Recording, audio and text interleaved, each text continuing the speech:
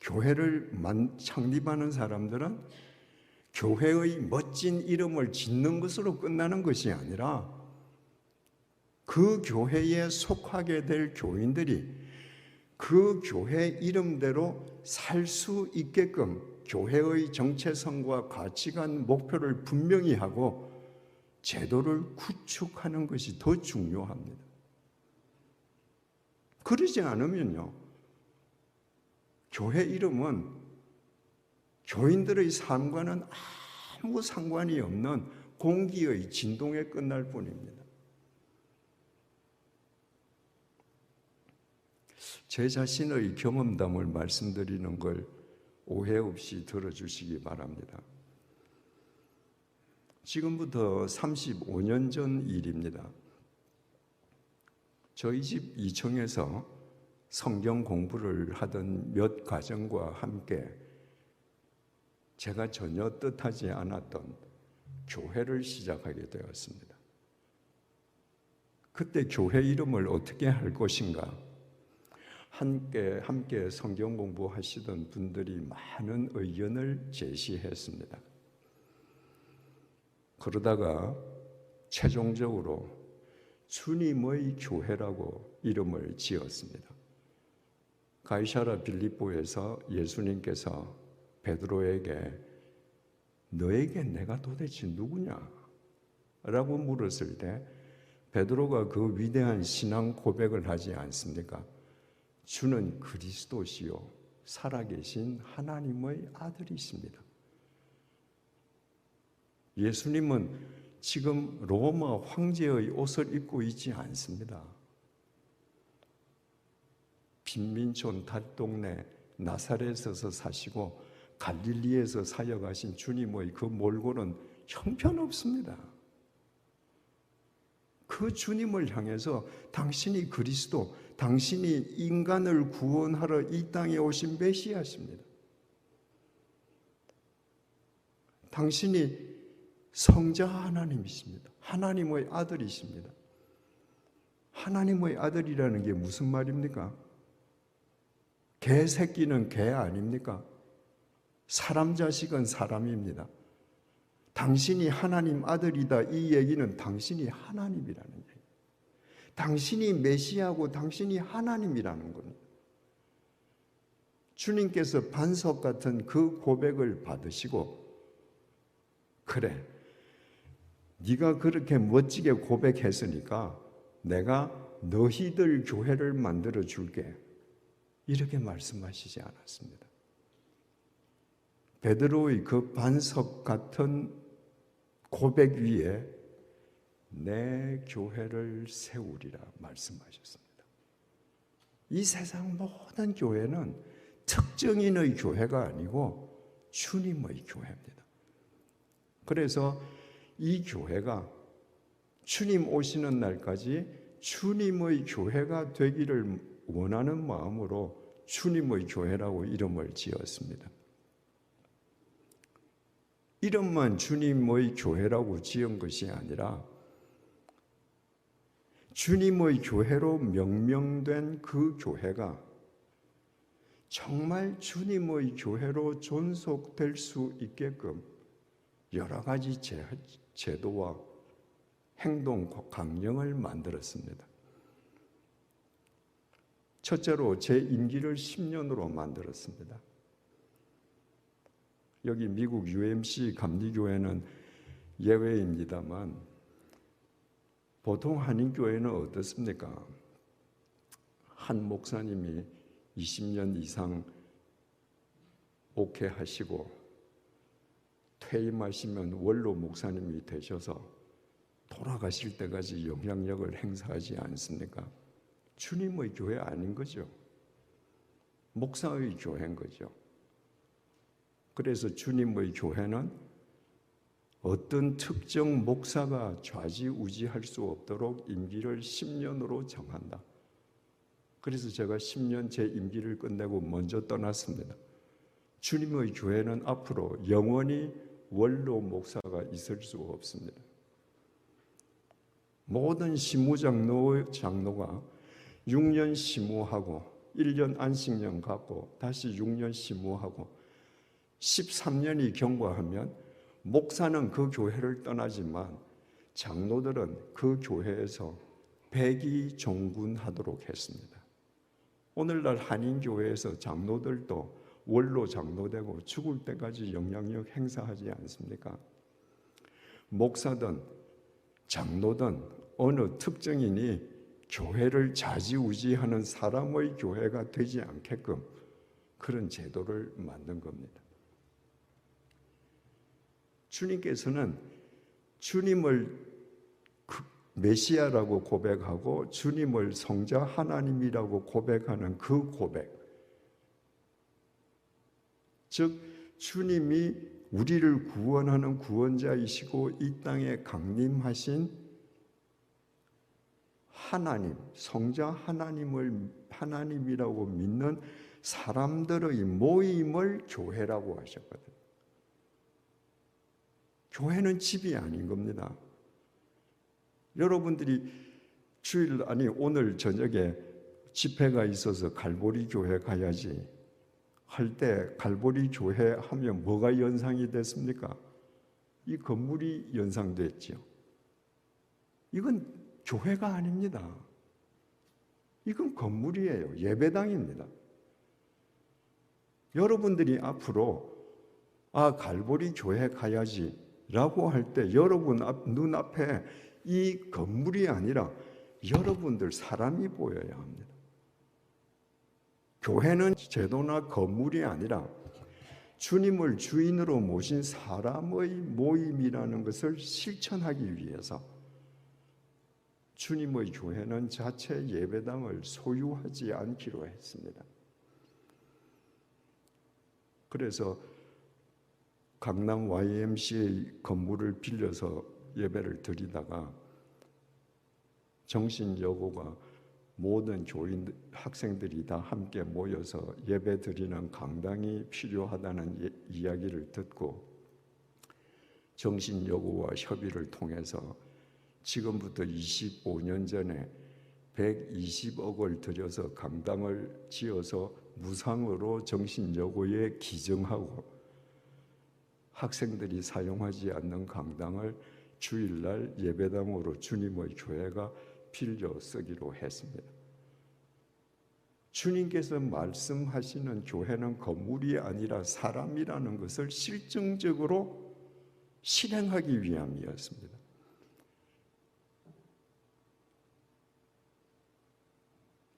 교인들이 교회에 헌금하는 모든 헌금의 50%를 초기부터 이웃 사랑으로 내보냈습니다. 주님께서 가장 중요한 계명이 하나님을 사랑하는 것과 이웃을 네 몸처럼 사랑하는 것이라 그러시지 않았습니까? 그러니까 교인들이 모여서 하나님을 사랑하고 예배하고 성경 공부하는데 헌금의 50%, 예배당 바깥에 있는 사람들을 사랑하는 데에 50%, 그렇게 규정을 만들었습니다. 주님께서 십자가에 못 박히셔서 돌아가신 그 순간에 지성소를 가렸던 휘장이 찢어졌습니다. 예수 그리스도 안에서 누구든지 하나님 앞에 나아갈 수 있는 거예요. 그래서 베드로 사도가 너희는 모두 왕 같은 제사장이라 그랬습니다. 바로 여기에서 종교개혁의 만인 제사장이 나왔습니다. 우리는 예수 그리스도께서 찢으신 그 휘장 사이로 예수 그리스도를 통해 누구든지 하나님 앞에 설 수 있는 제사장인 거예요. 그런데 공예배 시간에 장로님 외에는 기도를 못합니다. 개신교의 핵심은 만인 제사장인데 기도하는 제사장 역할은 장로님만 해요. 한국 교회는. 그래서 주님의 교회에서는 세례받은 지 1년 이상이 된 만 20세, 만 20세 된 교인이면 가나다 순으로 돌아가면서 주일 예배 4번, 3번, 4번 수요 성경 공부, 공예배에 기도를 했습니다. 여기 계신 장로님들을 제가 욕하는 것 아닙니다. 장로님들만 주일마다 기도하면요, 여러분들 다 아시잖아요. 그 내용이 천편일률적입니다. 새로울 수가 없습니다. 수많은 교인들이 일주일에 4사람이 교회 기도를 하면요, 자기 기도 순서가 수십 년 만에 한 번 옵니다. 20대 청년들이요, 기도를 준비해서 예배 시간에 기도를 하고, 주님의 교회에서도 그랬고 100주년 기념교회에서도 그랬고, 제가 제일 앞자리에 앉으면 기도자는 제 옆에 앉았습니다.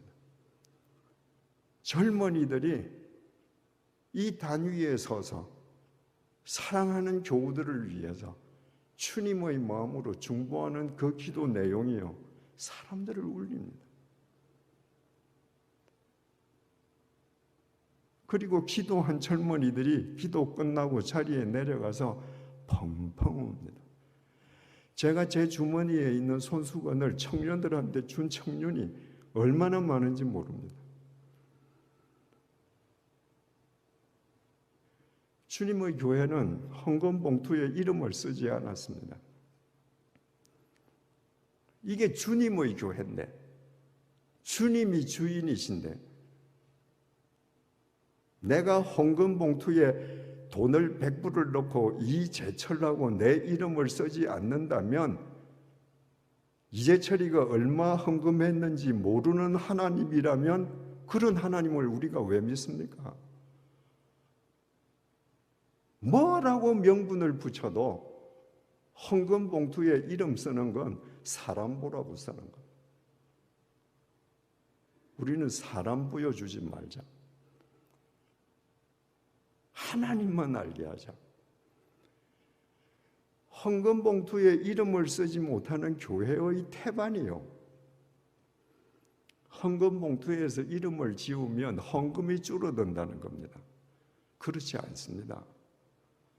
저는 평생에 30여 년이 넘게 세 교회를 목회했습니다.